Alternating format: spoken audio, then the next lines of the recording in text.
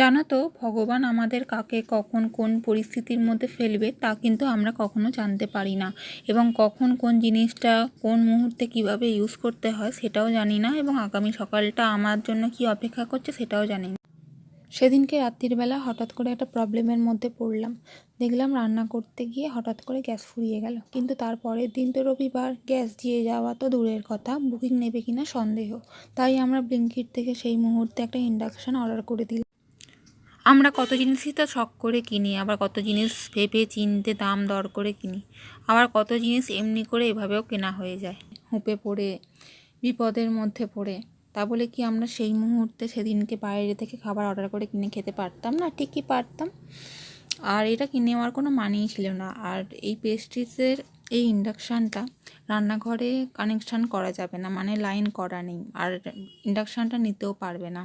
সেই জন্য আমাদের দোকানেই এটা ফিট করতে হলো, মানে দোকানে মানে ফ্রিজের কানেকশান ছিল, সেই জন্য এখানেই লাগিয়ে দেওয়া হলো।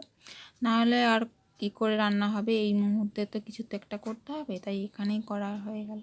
যাই হোক, টাটা।